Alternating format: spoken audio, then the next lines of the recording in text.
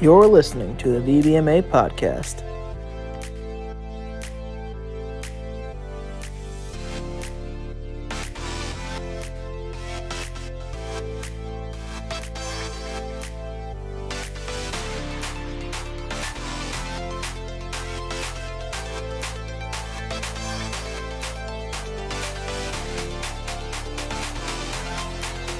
The AVMA is your association.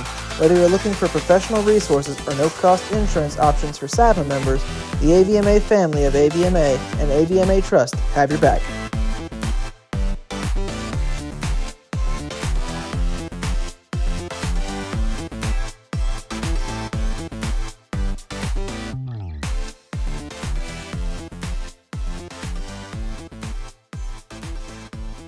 Welcome, everybody, back to another exciting episode of our podcast. Today, I'm so happy to be joined by the AVMA family, particularly Dr. Golab and Dr. Teller, to discuss telehealth and telemedicine.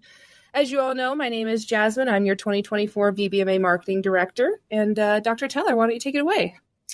So glad to be here, Jasmine. Thanks for having me. I am Dr. Lori Teller. I am a past president of the AVMA, and I serve as a clinical professor over telehealth at Texas A&M University's veterinary school. Really a subject near and dear to my heart. So, hello, everybody. I'm Dr. Gail Golab. I am Chief Veterinary Officer for the AVMA, and very happy to be here this morning. Looking forward to this conversation. Awesome. Thank you guys so much again for joining me today. I know this has been a long project in the making, and I'm so glad we're able to make some time for this. I guess to kick it off, we did have a telehealth podcast not too long ago with Modern Animal and Dr. Christy Long, just to retouch and review some of those basic concepts of what is telehealth and telemedicine in the context of veterinary medicine. I'll start. So telehealth is an overarching term that encompasses a lot of other terms, such as telemedicine. And telemedicine is direct communication between a animal owner or agent and the veterinarian or veterinary technician. And it generally requires an established VCPR, a veterinary client-patient relationship. And you can make a diagnosis if you're the veterinarian, not the technician, or prescribe medications, give a prognosis, those kinds of things. Telehealth also encompasses teletriage, so helping determine if something is urgent or emergent or can wait to be seen, and teleadvice, so just giving general advice on a condition where you are not making a diagnosis or prognosis or recommending a treatment plan. So all telemedicine is telehealth, but not all telehealth is telemedicine. And I guess I can add to that. In addition, in the world of telehealth, we have things like telemonitoring. And so being able to gather data from the patient remotely. We also have the opportunities for teleconsulting, right? So those interactions, for example, between a primary care veterinarian and a veterinary specialist are supported by that as well. So lots of opportunities in the field of telehealth to support better patient care. That's amazing. I didn't know that it was broken down even to like teleadvice and telemonitoring from there. But it's starting to get like a little complex. And so there's a difference between when you're providing general information. So for example, if you're providing information for a cat owner about diabetes in cats, for example, that it's not information that's not really specific to their particular animal, but is general information about the condition. That's really different from a situation where you are providing specific advice for a particular patient. And it's the latter where having that relationship already established between the veterinarian and patient and client is so incredibly important. And that is the piece that is really the telemedicine piece. I think it's great that Dr. Golab picked diabetes as an example, because it is a condition where people get very confused, especially when their own cat is diagnosed or dog is diagnosed with diabetes. So a tremendous opportunity for a veterinarian or a technician to provide general advice on diabetes and education. But it's also a great example of where telemedicine and telemonitoring can come into play. Because if you use one of the glucose monitors to measure blood glucose levels on especially a cat who never fun to do a glucose curve in the clinic. but that's something that a client can do at home and collect that data and share it with the veterinarian. And the veterinarian can use telemedicine to work with that client, look at the blood glucose values, determine if insulin doses need to be adjusted. So that can encompass teleadvice or teleeducation. It can encompass telemonitoring, and it can encompass telemedicine. And it has a place for the client and patient as well as the veterinary team and the veterinarian. So diabetes is a great use case for telemedicine in the profession. Absolutely. It makes me think of like Star Trek in the future and how we can practice medicine in this like digital setting. I mean, really, that's where we're at. We're in a very digital world currently. And so I guess that leads into my next question of how has the adoption of telehealth or telemedicine in veterinary medicine specifically evolved over the past few years? It's growing. Veterinarians have always done telemedicine, so to speak, whether that's via email, telephone, all of those kinds of things. It's just become more formalized now that we have audio-visual capabilities, messaging capabilities. So these things can be done in real time, or they can be asynchronous, especially in the case of messaging. Pictures and videos can be exchanged, lab reports, all of those things. So I would say there's an uptick in the use of telemedicine in the practice, but it is still something that really does not make up the vast majority of what veterinarians are doing every day. A lot of what we do is still in person, and that's so important because of physical exam, but it is an area that is growing, and COVID was a big example of how we can use telemedicine and how we can use it appropriately and inappropriately. A lot of people had to take it on even if they weren't ready to utilize it, and then they got turned off from it because it didn't go into their workflows appropriately, trying to determine how to charge for it, what the appropriate use cases were. And so now that we've had time to reflect on that period, we have the time to grow telemedicine responsibly in what we do in our daily practice lives. And I think a really interesting piece of this is that it is not only an opportunity for small animal veterinary medicine, which is where a lot of people tend to think about it, but it has really advanced significantly in the large animal space in terms of remote monitoring. And so at this point, being able to measure environmental parameters that are so important in housing and transportation for large animals, but also being able to measure vitals associated with the animals themselves. And so with the development of herd health plans and that kind of thing, adding to the data that's being collected there and being able to catch things early as part of that health plan has been just a tremendous benefit in the large animal space. And actually, some of the information about remote monitoring that's now happening in the small animal space has actually come from large animal medicine. So just applications across the profession, even, for example, in zoos, the ability to engage specialists in particular species with the veterinarians that are present in a particular zoo and have those conversations also, wildly important in terms of moving care forward and making sure that we are able to catch things earlier and also to maintain that communication with the client between visits. Absolutely. I did just spend the last 6 weeks in New York at Cornell doing their Summer Dairy Institute, and it was amazing to me how much monitoring really played a role in things and how new technologies are constantly being developed to determine that monitoring. And I wasn't even thinking about it like, oh yeah, we're just looking at data in dairy comp, like that's it. But where did that data actually come from? Dr. Teller, you also mentioned the responsible use of telehealth, or I guess I should say telemedicine. I was curious, kind of like, what are the current regulations governing that in veterinary medicine? There's most of the regulations that govern what we do in day-to-day practice or in-person visits apply to what we do via telemedicine as well. So all of our prescribing regulations and laws, confidentiality, data security, record retention, those apply across the board, however you are providing care to a patient. The one that gets the most discussion, which is also the same for in-person, is the veterinarian client-patient relationship. And the vast majority of states and the FDA and USDA all require an in-person exam or timely visits to the premises in order to establish that VCPR. There are some states, a handful, that allow for the virtual establishment of the VCPR, though they do have some guardrails around what you can do with that. But in general, all the laws and rules that we are required to follow come into play when we do telemedicine as well. So prescribing for sure.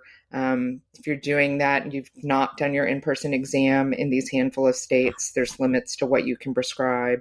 And of course, the FDA requires, if you're using compounded medications, if you're using any medication in an extra label fashion, which can mean it's a human medicine, it's made for a different animal, or you're even just changing the dose based off of what was on the label, all of that becomes extra label drug use, and you do need to have that in-person establishment of the VCPR before you can prescribe those medications.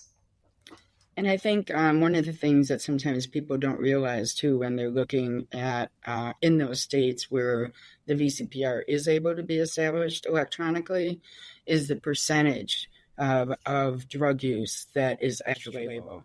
And so we took a look through one of the basically drug index type publications to look at all the drugs that were used by veterinarians and the frequency of those that were used on label as compared to extra label. And estimates are that somewhere between 95 and 98% of medications were actually using extra label at this point. And so having that in-person relationship, even in those states where it isn't necessarily required, is extremely important because you want to make sure that you're able to have access to all of the options to treat your patient. And it can be very frustrating, for example, for an animal owner to be told, well, we really need to use these 2 medications to appropriately treat your pet, but I can't use one of them unless you come in and see me. And so that generates confusion. And so making sure that you have that relationship first, even if it's not required, really is a better course to take, both for the animal, for the owner, and also for the veterinarian to avoid any issues associated with that. That makes sense. And to clear up any confusion or misinterpretation, can you guys dive a little bit deeper into what we mean by extra label drug use, why we would go off label for a drug, and Amduga in particularly that allows us to do this? Sure. And so when you're talking about extra label drug use, as Dr. Teller mentioned, what you're really talking about is any use of a medication that doesn't exactly follow the direction on the label. And so one of the challenges outside of telehealth and telemedicine that veterinary medicine has always had is that we really have very few drugs compared to the human healthcare space that are approved for particular indications in a particular species.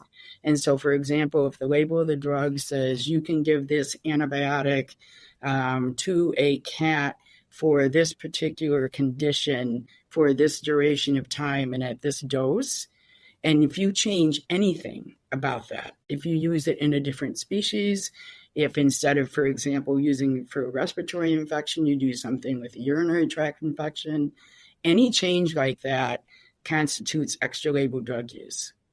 The other thing that people often don't think about is that extra label drug use also applies to over-the-counter human medications. So, for example, something like Benadryl, if we're going to use that for an allergic reaction, that is an approved human drug. And so that is actually an extra label use in veterinary medicine. So at that point, when you are using medications in an extra label manner, and that's also often referred to as off label, all of a sudden now federal law kicks in. So we're not talking about just the law that applies at the state level. You actually have to follow the federal law. And federal law requires that you have established a relationship with that client and with that patient through some kind of in-person visit, whether that is a physical examination or, in the case of a farm or something like that, a visit to the premises. I think a really good example is nonsteroidal anti-inflammatories in cats. There's one labeled for use in cats in the United States, and it's only labeled for a few days. So if you have a cat with arthritis that you know is going to need longer term pain relief, potentially for the rest of its life, you cannot prescribe that drug unless you've done an in-person exam on that cat.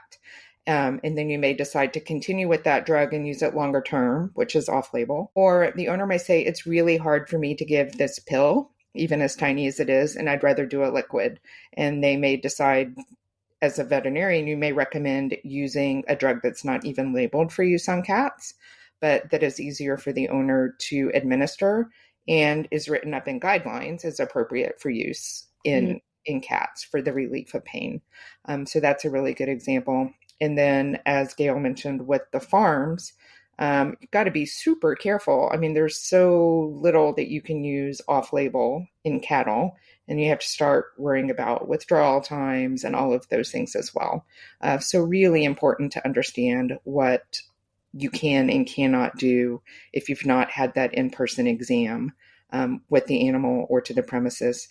And that's true whether it's small animal or large animal.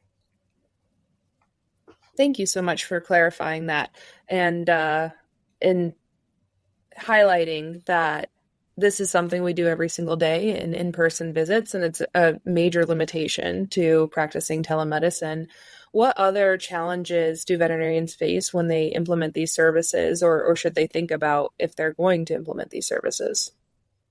I think the bigger issue is not really using telemedicine, because if you're doing it, it's pretty easy to do. And if you've had experience in practicing veterinary medicine in general, you can determine pretty quickly what you can and cannot do. There's no way for me to take a new grad. I can teach them all about how to use telemedicine, follow the rules, implement it, which is where they really have a great advantage when they go out to work in a workplace. But they still need the practical experience, right? They still need to understand what they can do and what they can't do without putting their hands on an animal. But the big thing for a practice owner or somebody who's ready to get involved in implementing it is the business side of it. How do I implement telemedicine into my practice? What does my workflow look like? How do I get my team on board? Who do I put in charge of what parts of it? What can my CSRs do? What can my technicians do? What does the veterinarian need to do? And to me, that's one of the bigger challenges, is just getting it into your regular workflow. I think there's also there's work that needs to be done on the client side as well, right? And so the client needs to also understand what you can and cannot do using telemedicine, and they also have to understand, for example, how to use the equipment on their end, right, to catch an appropriate image or catch an appropriate video and that kind of thing that is actually really helpful. So there's a fair amount of education involved. But the benefits that come from using it to maintain those relationships and to really keep a closer eye on patients are tremendous. And so we have been really working hard to help provide resources for veterinarians to encourage them to use telemedicine and telehealth in their practices, and are happy to continue to provide that kind of information. So we're in the process right now, as a matter of fact, of developing additional use cases so veterinarians can actually see how well this can work. I also don't want to forget to mention that there are applications of telehealth within the practice itself. And so, for example, one of the big places where remote monitoring can be used is for post-surgical patients. And so there are monitors now that you can put on animals that can keep a much better watch on vitals and a much more regular watch, and have that information transmitted to the folks who are making sure that those animals, for example, are recovering well and that kind of thing. So it's not just about using these kinds of tools outside of the clinic either. You can even use them within the clinic to improve patient care. I love that. And I love the idea of being able to hook up like an ECG lead and then have that transmitted directly to your phone as a veterinarian watching your patients recover. And you mentioned there's a lot of benefits to using these services, especially on the business side of things. What do you envision that looking like for a successful business to implement? One of the biggest things goes back to the triage of patients, because that can help moderate your workflow. If you have a technician or a veterinarian doing the triage piece of it, and client reaches out because their new puppy has vomiting and diarrhea, that can be triaged. Most likely that needs to be seen. And so you can work that into your schedule in the next hour. But you may have another patient that's a middle-aged adult dog that you know has inflammatory bowel disease and it has a flare-up. Well, that probably does not need to be worked into your schedule in the next hour or two. And there are things that can be done either to help mitigate those at home or do monitoring to determine when it's going to be better to see the patient. So it can help with workflow. It can contribute to revenue. When you are doing telemedicine visits, you can charge a fee for doing that, and that can help the bottom line as well. And especially if it's a patient that does not need to come in, you've generated that revenue from the telemedicine visit instead of a freebie phone call. But in the meantime, you can also have another patient in an exam room that you're seeing, so you can be generating the in-person revenue as well as the virtual revenue. I think it also it helps bond clients to the clinic, right, for a variety of reasons. And so, for example, post-surgical follow-up or wound care, particularly when it gets to the point where you're not needing to see that animal every single day to look at that wound, having the ability to stay connected with that client and to be able to follow that remotely is incredibly helpful, because it not only saves time for you in the clinic, but it also saves time in transportation issues for the client and for the patient themselves. So lots of opportunities there on the follow-up end of things.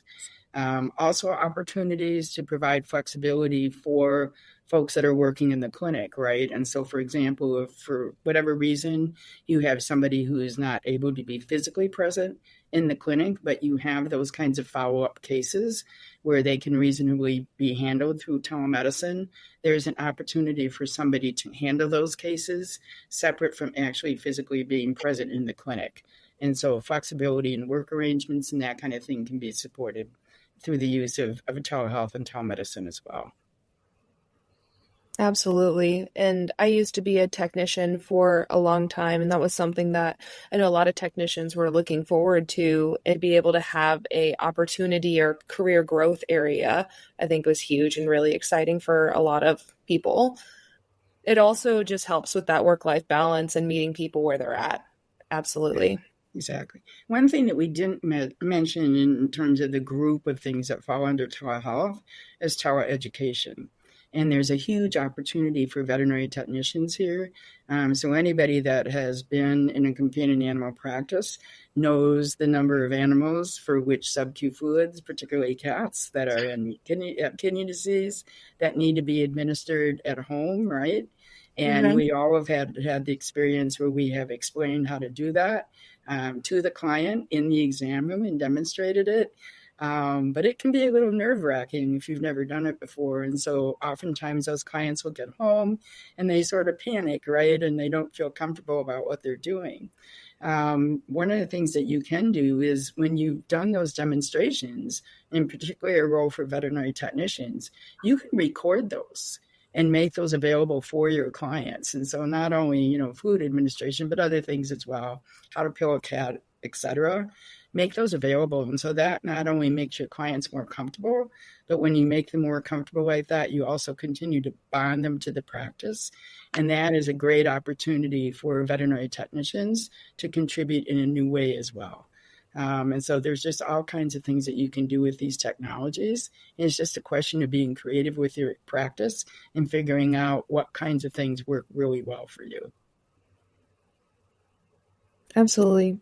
Would that education portion fall under teleadvice, or would those be two different separate categories? Those are sort of separate categories because in Okay. those situations you're talking about, but they all fall under the category of telehealth. Got it. Got it. So you could even, if you were going to get really creative, you could even think about doing, if you've got a group of clients, for example, in your practice that have diabetic animals, you could even think about doing periodic educational sessions for them, Zoom meetings online and that kind of thing. And that would fall under that teleeducation piece as well. Oh, like CE for client. Oh, I'm getting it. I'm getting it. You can do puppy education, new kitten education, all of those things you could do as a client educational thing. And if you do it as a live Zoom, you can also have clients bonding over their new puppy or their kidney cat or whatever it is as well. Yeah. That's an amazing opportunity to build community within your community, especially, even thinking of end-of-life services. Mm-hmm. How do we provide that emotional care piece to our clients once they lose their family friend? And how can they help each other, different support groups within the clinics as well? That's amazing. I've never considered that. Thinking about some of these things, what would you say the average cost would be to implement it? I know you'd have to look at the clinic and look at what services particularly you want to provide, but it seems like some of this stuff could even be zero cost. Everybody has a laptop these days, or some sort of recording device. What are your thoughts?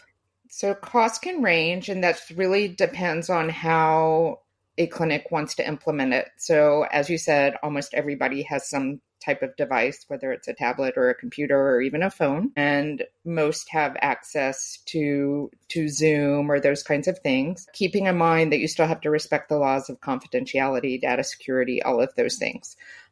So that is essentially no charge other than your time, because there's still time involved and knowledge involved. And you can choose to offer telemedicine, telehealth services at no charge, but most people would like to generate some sort of revenue from it. So when you're doing it through something like Zoom or FaceTime or Google Meets, whatever it is that you're choosing to do, somebody still has to schedule that appointment. Somebody still has to collect payment for it. So one of your CSRs, your technician, needs to be involved in that. You can look at one of the third-party vendors, one of their platforms. A lot of those, you can schedule the appointment right through the platform. Either your CSR can have a client do it. Some of them the client can do themselves. A lot of those are integrated with several of the bigger practice management software systems. And many of them, just like when you do Uber or Lyft or DoorDash and your credit card is already uploaded, the credit card is there. So as soon as the visit takes place, the charge automatically goes through. So that can be more seamless, particularly if it integrates with your practice management software, because then the visit is uploaded into the system. And so you may just have to make minor edits to your medical record, versus if you're doing Zoom or FaceTime or something, it will still be a regular medical record that you end up having to write and make sure it's part of the patient's medical record. The other thing that I think is important to think about too is where you are going to be doing these consults.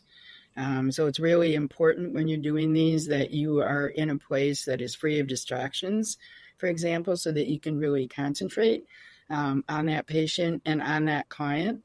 And so depending upon the practice, sometimes they will dedicate a room to these consultations and have the appropriate equipment available there to make sure you get good images and good communication and that kind of thing. In other clinics, and we also see this in the human healthcare space, we have mobile units that you can move from room to room, and the cost of those units varies widely depending upon what kind of features you want associated with those. So those kinds of considerations as well. So telehealth and telemedicine offer great convenience, but you do need to be thoughtful about to what extreme you take that convenience. So you probably don't, for example, want to be doing telehealth consultations while you're at the ball game with your kids, right? You want to be thoughtful Ideally. about how you're doing those, right? Well, that makes sense. What advice would you provide to a new grad or I guess even practice owner? There's a spectrum, right? After post-graduation, I guess post-grad. What advice would you provide to a post-grad on where to find more information about these services and products and what resources they have available to them to develop these implementations that would work best in their practice, or to be able to suggest to their practice owner, practice leader, like, hey, I want to do this service. Where can they find more data to back themselves up or resources to back themselves up?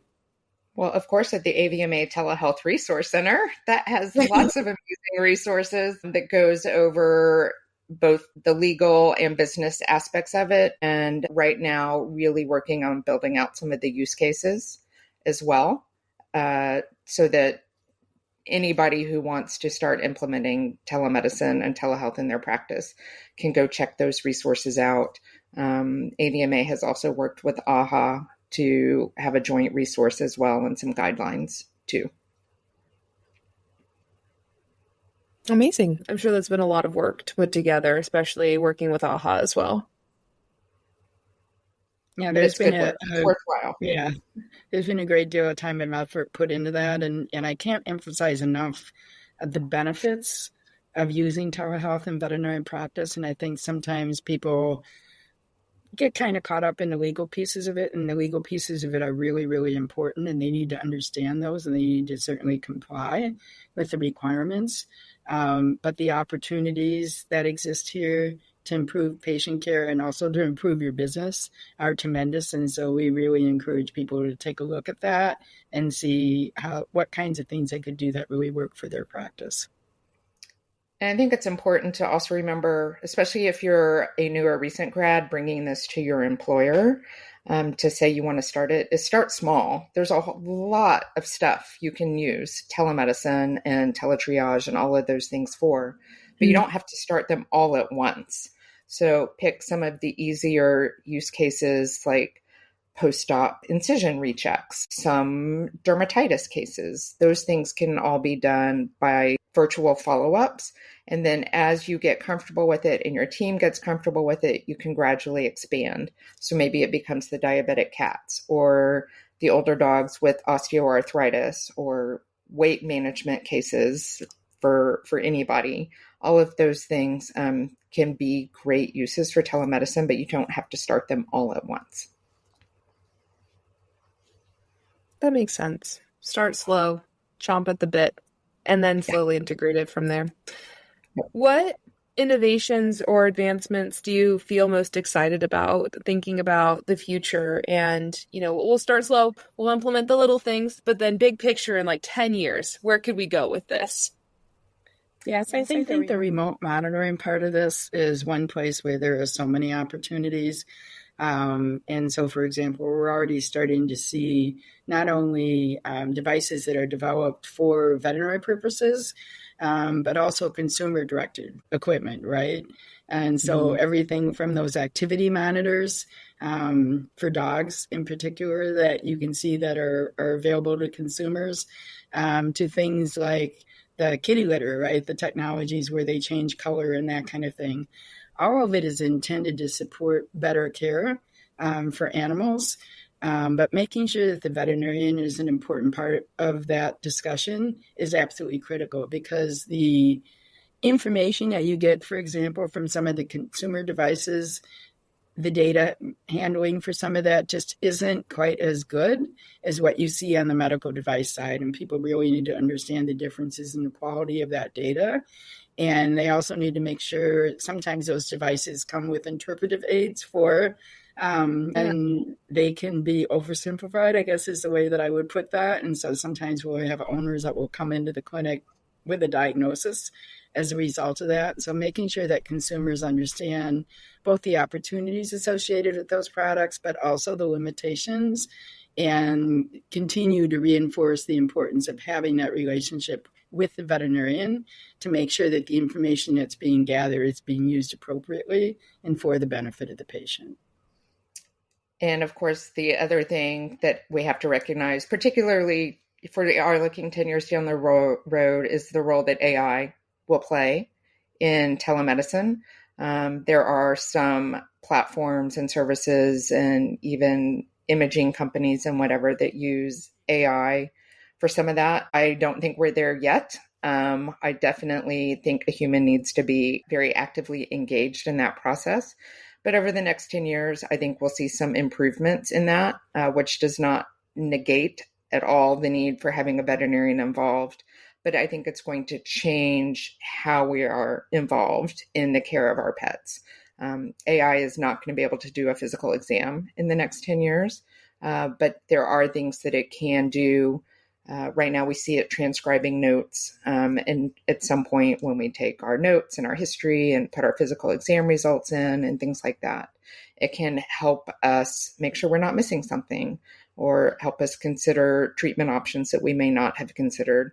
But ultimately, the veterinarian still needs to be the one that is making those final decisions and holistically looking at all of that information as it comes in. Absolutely. I think, like you said, there's great room for AI, but I always have thought about the challenges associated with the interpretation piece of it. And I know this is a little off topic, but I was riding in a Tesla in New York. One of my instructors had one, and I was amazed by how the car was able to interpret or recognize patterns of behaviors in order to drive itself, because he had like the best package or whatever. So like the car literally drove itself. But I think when it comes to animals, when they don't have a voice for themselves, we certainly can put data in. It can say, oh, this is probably what's going on with your pet. But that interpretation piece is really key. And I don't know that not everybody can do it. That's why veterinarians exist, right? And I don't know that a computer would be able to do that even in 20 years, in my opinion. Agree. I mean, AI or even computers is just assimilating the data, right? But somebody still has to be able to look at it. And we know right now AI still has hallucinations and makes up things that don't exist. And we have to be able to say, just does not fit the picture, that we need to just take that off. And so definitely not at a point where we can just turn over healthcare, either human or a veterinary, to the machines to handle that. Yeah, I think where AI will be able to help is the sheer volume of data and being able to help veterinarians sort through that volume and potentially help pull out those pieces of data that are going to be most helpful. And certainly, for example, in the case of differential diagnosis, coming up with a potential list can be helpful, something you may not have considered. But at the end of the day, at this point in time, you really need that person there, that veterinarian there, to make sure that that interpretation of the data is actually making sense. And so to pull everything together, the information that's out there. But in terms of being able to gather data, so collect data, being able to analyze that data and get it down to a reasonable piece that the veterinarian can then look at and then make those final decisions. I think there's definitely a role there.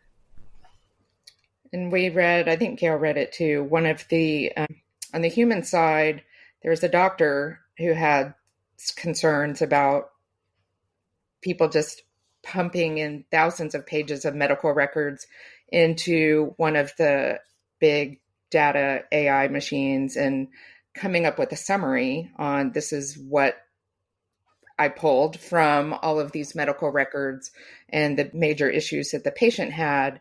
And the doctor looked at it and it's like, okay, I get all that, but that's still not explaining what's going on with the person in front of me right now. So he started going through the medical records by hand. And he found the one little thing that the AI had not picked up on, but that made all the difference in the patient's diagnosis and ultimate treatment and outcome.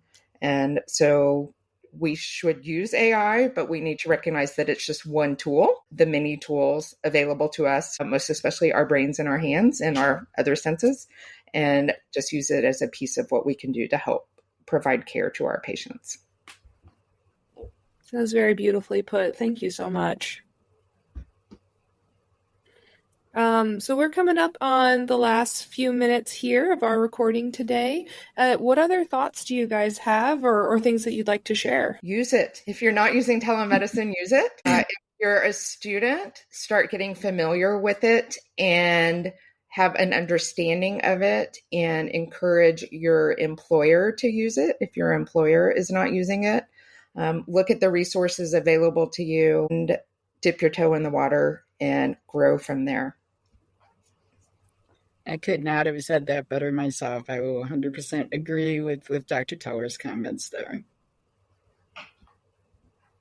And talk to your professors and your clinicians. I, of course, am teaching it at A&M, so our students have access to that. But several of the veterinary schools have clinicians that are involved in using telemedicine to provide care to their patients. So particularly once you get on rotations, if not before, talk to your faculty about how they are using telemedicine in practice. A lot of times that may be happening in front of the student. It may be while they're in their office, or maybe they're even off clinics when they're doing it. And so it would be helpful for a student to approach various faculty members and ask them how they are using it, ask them if they can observe or participate in those opportunities with their clinicians as well. I also don't want to forget the opportunities that are presented at the wide variety of veterinary continuing education meetings that are offering around the country, whether those are state VMAs, allied VMAs, national associations, commercial companies that are providing that kind of education. There are a number of sessions that are out there at this point that are certainly there, and many of those sessions will provide use cases like we were talking about earlier. I think being able to see how people are using it is really critical to get people comfortable with using it and seeing how it potentially could benefit the work in their practice. So, but those CE sessions as well. And I'm going to throw out their SAVMA Symposium. Mm-hmm. It's actually where I first got introduced to telehealth and telemedicine as a whole. It was a VBMA lecture. I think it was BCP Category 4. I know SAVMA Symposium the next year is going to be at UC Davis. Just super exciting. It's a great time. It's a hoot and a half. It is a lot of fun. I enjoyed every single one that I went to. Agreed. Same here. And VBMA meetings. Yes. Y'all and about telemedicine as well. I should mention those, yes. At the national level, we have no control over what the students provide, and that's the autonomy that we give to the chapters. So I can't say that your chapter will do something on telehealth in particular, but if they do, I highly encourage you to attend, and I highly encourage our chapter officers out there, hold an event. Well, thank you guys so much for joining me today again. It was really a pleasure, and I learned so much. We can keep talking about this topic over and over and over again, and I learn something new every time. Great. Thanks for having us. Yeah, I really appreciate the opportunity. It's been a fun hour.